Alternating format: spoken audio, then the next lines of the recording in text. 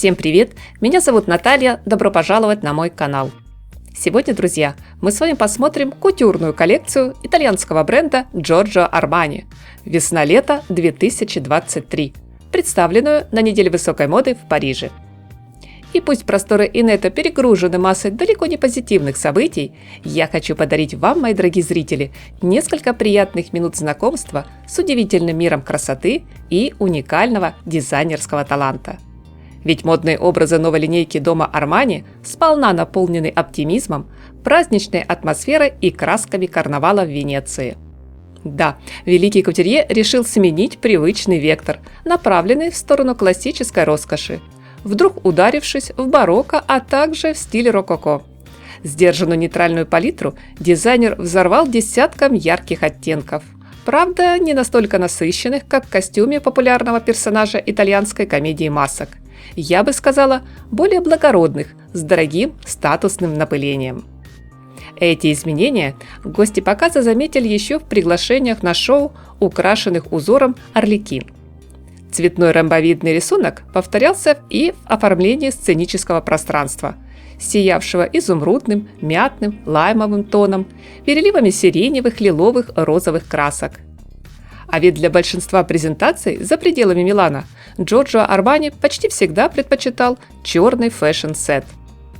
Кстати, в истории моды считают, что дорогу на подиум и в повседневные гардеробы модниц принту «Арлекин» где-то в 50-х годах прошлого века открыла американский дизайнер Адель Симпсон, которая впервые показала его на блузке с расклешенными рукавами и воротником с рюшами.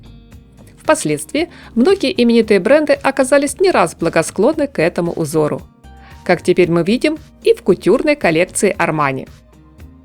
Модное действо устроили в штаб-квартире Республиканской гвардии Франции. Модели выходили на подиум в эффектных ансамблях, где ключевыми элементами дизайнер определил болеро и укороченный жакет, представив данные предметы гардероба в разных тканях и плотно прилегающих силуэтах с длиной рукава до локтя, либо 3/4. Фактурные поверхности нарядов были сходны с драгоценными украшениями с алмазной огранкой. Искрились разноцветной мозаикой, восхищали вышивкой, в которой пайетки, кристаллы сложились в знаковый принт. Часть одежды получила отделку плотными черными лентами, что придавало образам драматический привкус. Скульптурный верх сопровождали элегантные юбки на запах и приуженные к низу брюки, среди которых были знакомые нам бананы и сигары, а также оригинальные двухцветные модели с боковыми вставками, мягко обхватившими бедра. Необычно и даже рискованно считается в мире фэшн-искусства строить весь показ вокруг одного принта. Тем более, когда это узор клетчатого костюма из разноцветных лоскутов шута и паяца Арлекина. Но, на мой взгляд, у Giorgio Armani очень талантливо и тонко получилось не только предложить всевозможные вариации рисунка по ткани, аппликации, вышивки, но и составить интересные, яркие комбинации из разных цветовых блоков.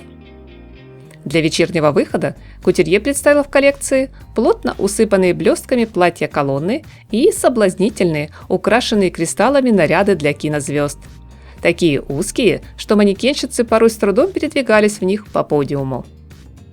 Чтобы поддержать главную идею коллекции, часть модных образов дизайнер дополнил широким воротником в стиле Пьеро. Щепотку французского шарма в общую картину добавили миниатюрные шляпки, шелковые банты и прекрасные розы из бархата, тонко-черной кожи, атласа или невесомой органзы. Удивительная, очень атмосферная, яркая получилась коллекция. Не зря финальным аккордом показа стали долгие аплодисменты, которыми публика встретила дизайнера. Приятного вам просмотра, друзья! Всем красоты и совершенства! Только добрых, положительных эмоций и позитивного, солнечного настроения!